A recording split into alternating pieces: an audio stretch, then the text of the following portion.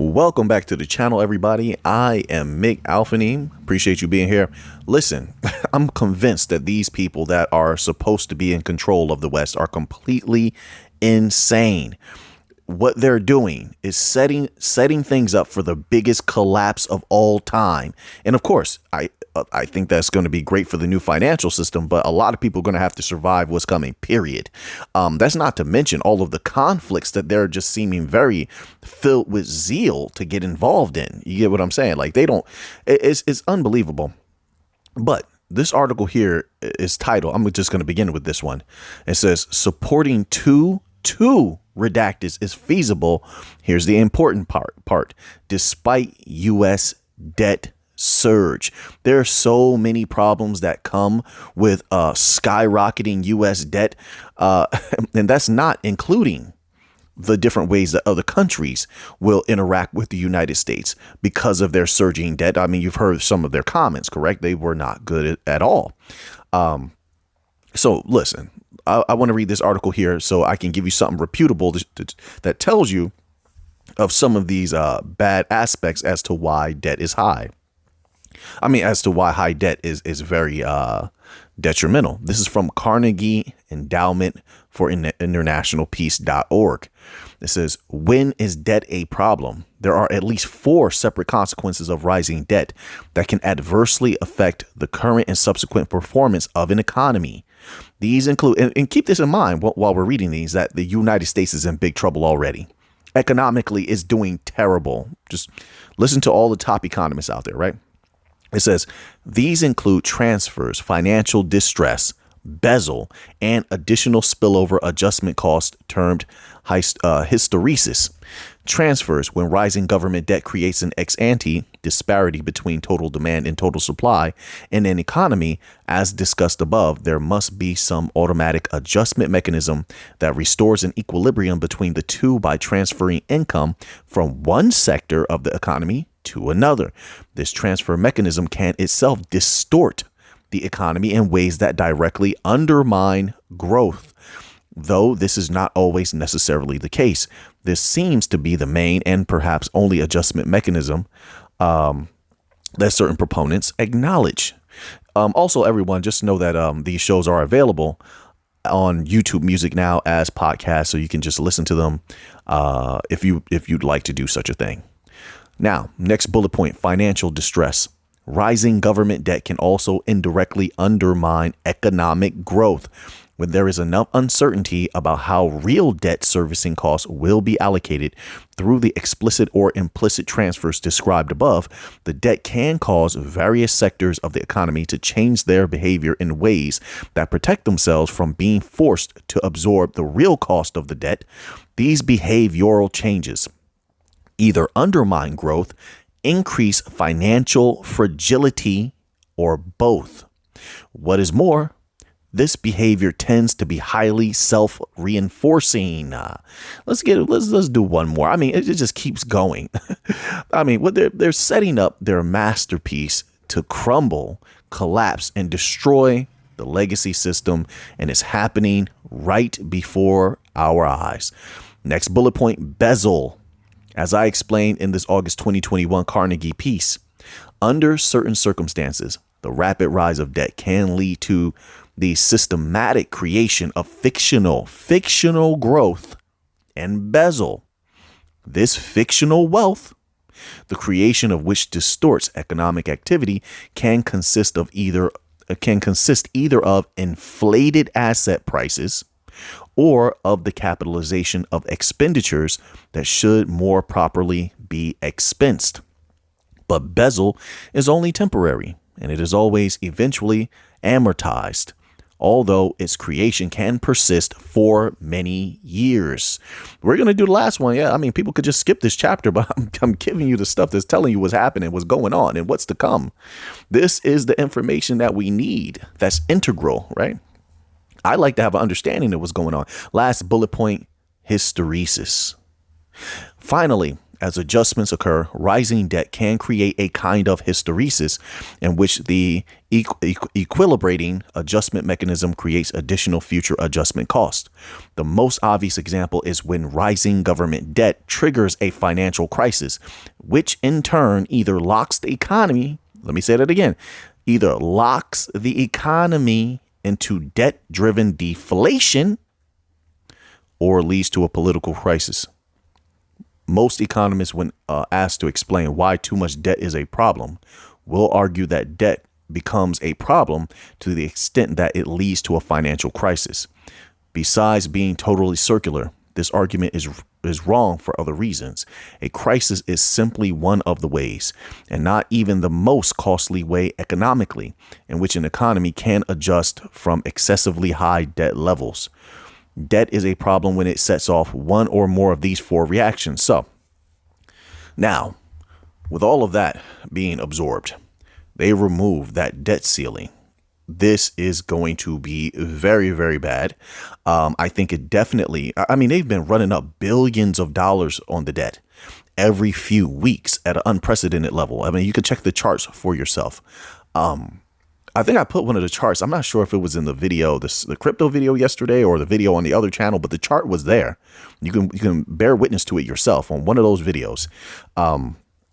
But this is going to accelerate the timeline. I'm pretty sure everything that they're doing, it seems like it's planned out, you know. So now let's move on to a little bit of crypto news. I wanted to just put that out there. Also, keep in mind, there will be another possible liquidity drain from markets again. Yep. The bears are back in control of treasuries. And that did what, as I said on the economic financial channel, I told people this was going to happen, and now it's happening. The bears had a sell-off. And what did that do? Exactly as I said, it forced the U.S. Treasury to up yield, right? A little bit higher, a little bit more yield. Come on back, buy these treasuries. And when that happens, that capital comes out of where? Oh, you liked that green lately, didn't you? You like the green that you saw in the crypto charts and other things, commodities. Well, if they do fall for the bait and they go for those higher yields on those treasuries, and well, some of that capital is going to come from risk assets. Crypto could go red, commodities, such. So if it does happen, now you will know why, and you can be on the lookout for such a thing and be, careful if you want. Not advice, not financial advice. I'm just saying, as an individual who's watching these markets, that is what typically occurs. Now, this chapter here, Ripple apparently is dropping hints about a possible IPO. It says here, this article is from Cointelegraph.com. And it's titled Ripple Job Posting Hints at Possible IPO, XRP Community Says. The role and responsibilities listed for the potential candidate are often criteria linked to requirements for a company considering an IPO. Wait, how did they just start it? Oh, okay. So I see why they started it like that. My apologies, everyone. Fintech payments company Ripple released a new job posting on October the 16th for a shareholder communications senior manager across multiple locations in and outside of the United States. The job posting prompted many crypto enthusiasts to label it as an official hint about the company's plans to go public. The job posting outlines that the role will require direct communication with shareholders, a concept generally associated with publicly traded companies. The chosen candidate will be responsible for developing and implementing communication and relationship management strategies for, quote, existing and prospective investors, current shareholders, and financial analysts, unquote. I only care about this in the way that it may have an effect on XRP. And I've read a lot of conflicting articles. I will say that to keep everything completely balanced and even across the board. I've read a lot of conflicting articles about the effect that it will have on XRP. I will say recently I've read a lot of articles where it should have a positive effect on XRP. So, if it does, that's the only reason I care about this, other than actually possibly acquiring some Ripple shares. So now let's move on from there. Hopefully Ripple continues to do well. They've been making a lot of good movements. Crypto is going mainstream. BlackRock is excited about it. I thought yesterday was so dangerous. I really do. They put out that article and it showed that they can pump Bitcoin anytime they want with false articles. And a lot of people took it and ran with it, which would cause a lot of innocent people, in my humble opinion, to go put their money in real quick thinking that Bitcoin was going to take off. Oh, we got the ETF. I immediately went and started doing research. And I'm like, wait, BlackRock came out very quickly and said, those who in the members only section know this. I made the posting early.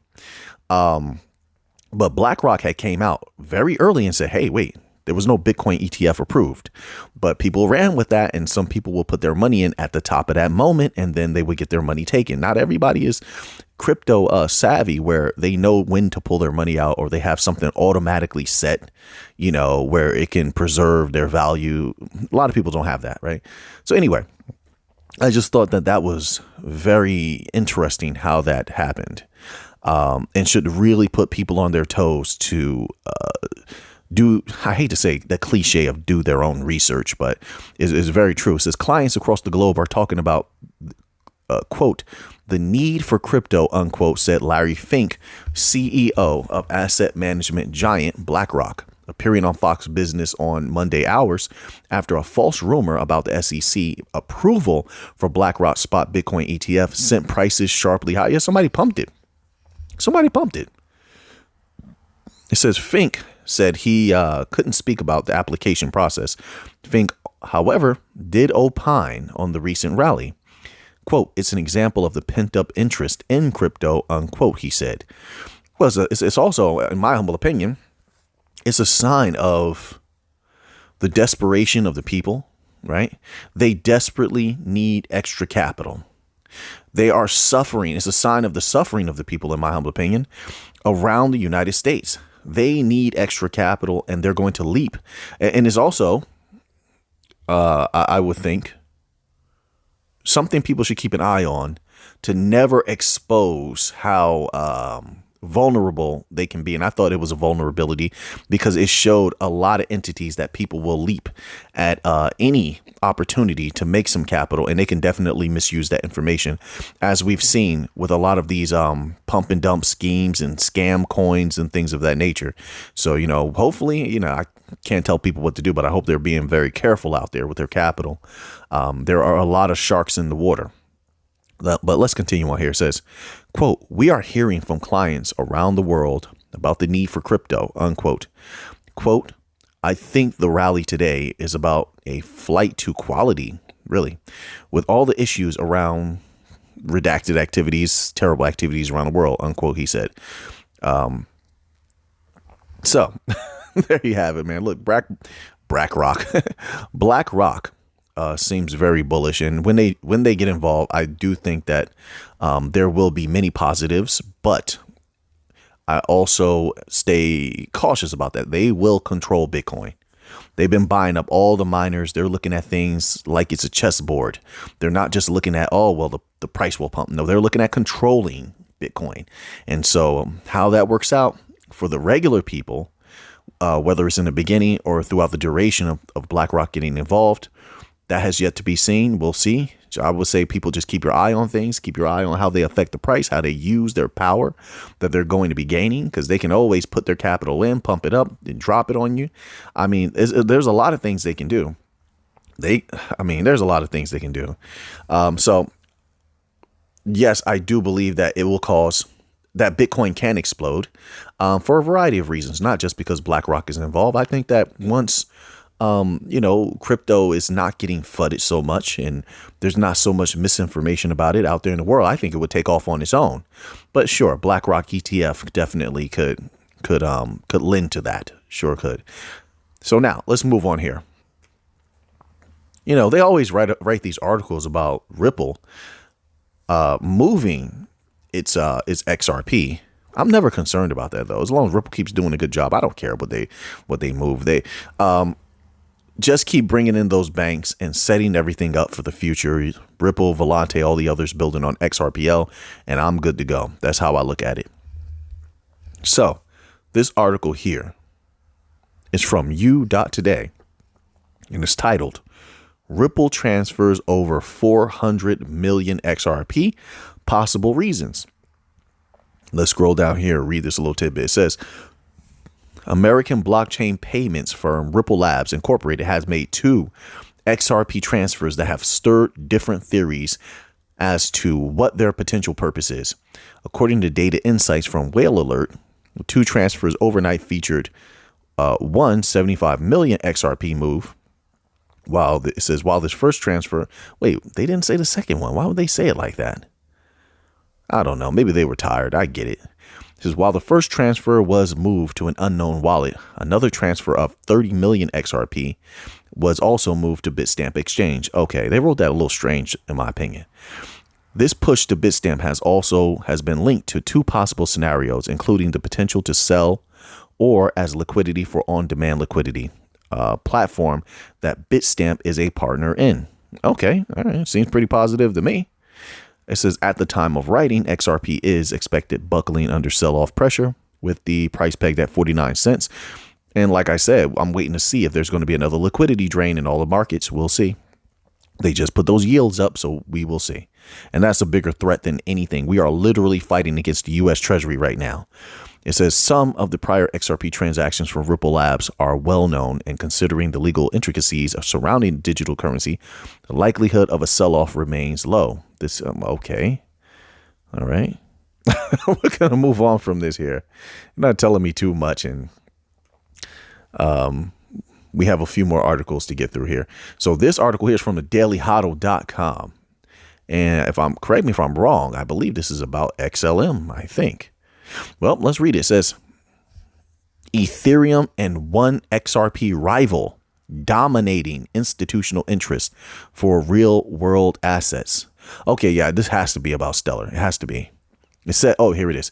Ethereum is the first choice of network for tokenized money market instruments in the U.S., clocking $345 million in value. Though Stellar is close behind with $321.2 million, according to Coots. Blockchain scaling solution Polygon ranks 3rd with 23.7 million. Yeah, I wish that was showing the price of XLM. I certainly do. It says, according to the Bloomberg analyst, RWA tokenized could be one of the biggest drivers for blockchain adoption. Quote, thoughts, while stablecoins are likely the most significant driver of blockchain adoption, really? They really believe that? Like, oh my word, this is so crazy to me. The same stablecoins that are completely hypocritical, because Circle makes money off of USDC, by the way. Totally hypocritical, but they say, well, we're promoting stable coins and USDC and not something like XLM because, they don't want it to appear that they're pumping the price or having, affecting the price of it, stellar nonprofit, things like that. It's like, come on. And then stable coins, another thing I take umbrage to with stable coins is they're not stable.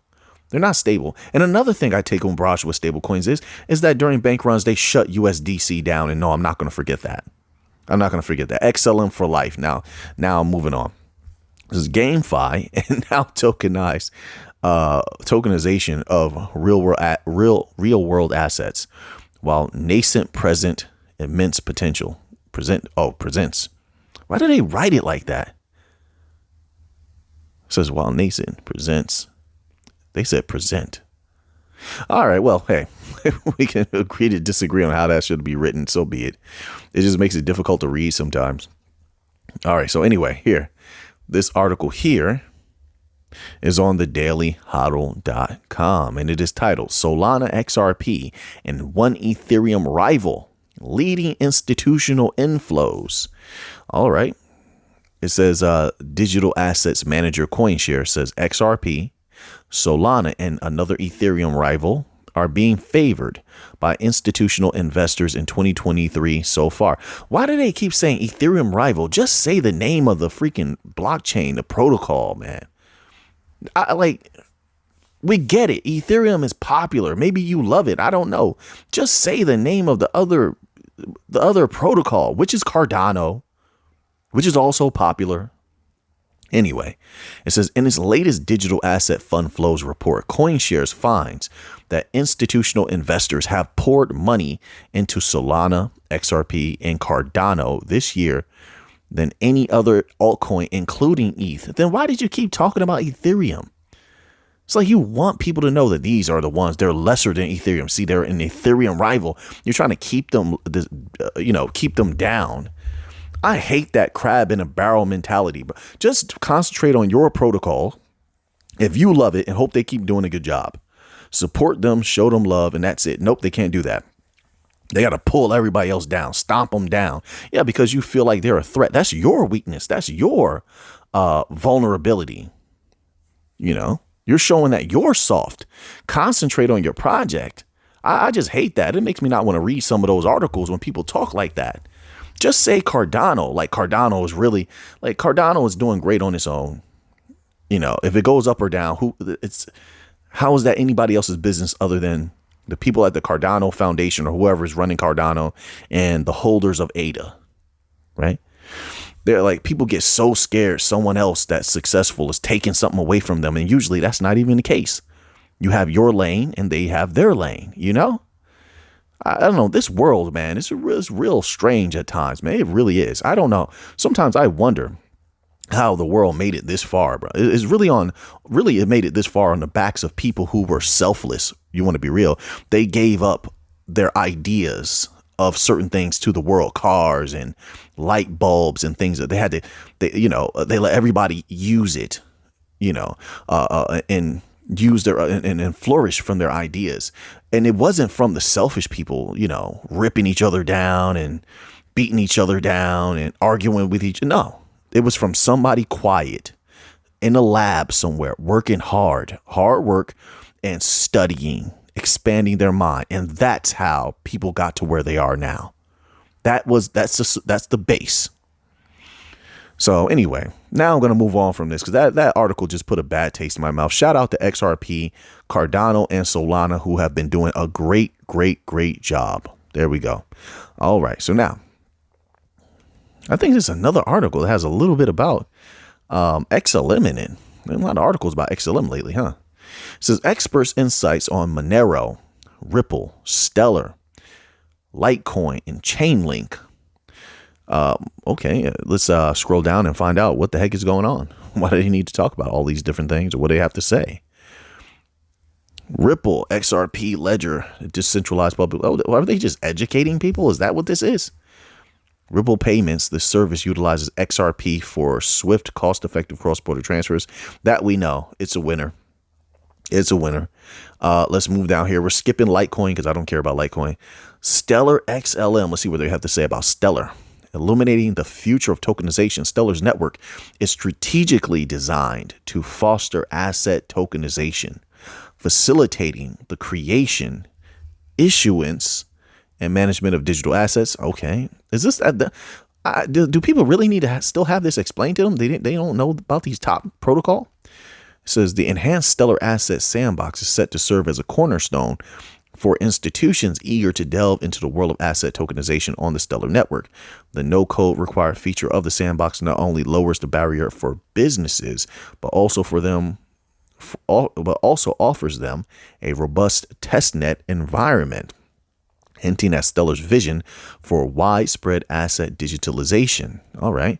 Once again, XLM is a winner, in my humble opinion, especially if they just position it better. Position it better. Don't let your native protocol just fall into oblivion.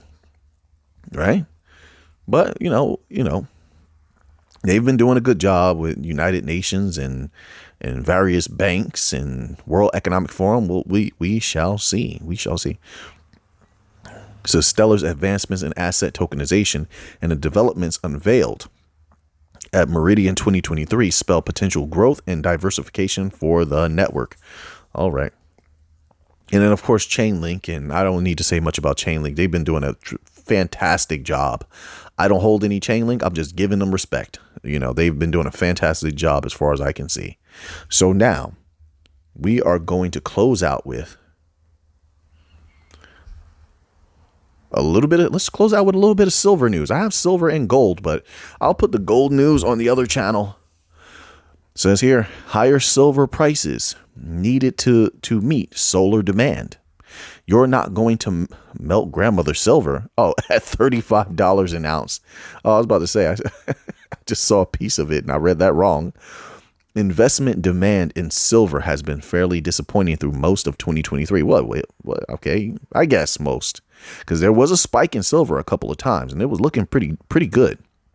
It says in an interview with Kitco News on the sidelines of the London Bullion Market Association 2023 Global Precious Metals Conference, Phillips Baker, CEO of Hecla Mining, said that investors need to pay attention to industrial demand and the solar power sector continues to consume massive amounts of the precious metals.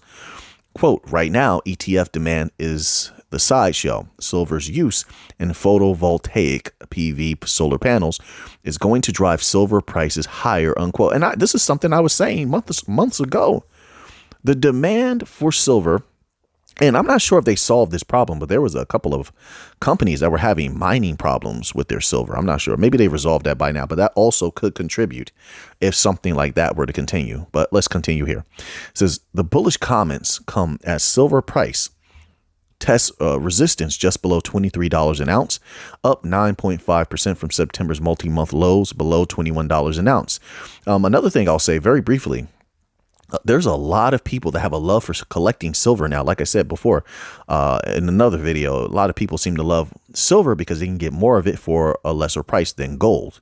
1 ounce of silver, obviously, people like to hold that 1 ounce of silver, whereas obviously it's much more difficult to get 1 ounce of gold for many different people. It's much more affordable to get the silver. So that has been increasing. I think that could play a role in the future. And there's more and more people every day using silver and gold and platinum to a lesser degree as a store of value as they're turning away from the legacy system. So I think that will be very positive for all commodities as well. I mean, all precious metals as well. So according to data from the Silver Institute, in the last decade, silver demand has grown 150 cents. See what I'm saying? 150%. Sorry about that. I said 50 cent, 150%. I think that's just going to continue. So I think right now, silver is in a good position. And I think it's only going to grow from here. And a lot of people are looking at it as an accumulation phase over the next few months. If it stays within this range here, it says, quote, oh, no, that's about $35 there. It says, quote, you're going to need higher prices in order to be able to raise the capital necessary to develop these projects, unquote, he said. Okay. All right. I guess so. Maybe we'll see. We'll see how everything works out. I think the future is very bright for silver. So now that you have that information, what are you going to do with it? Thank you so much for listening to this audio version of the show. So until next time, let's get to the money.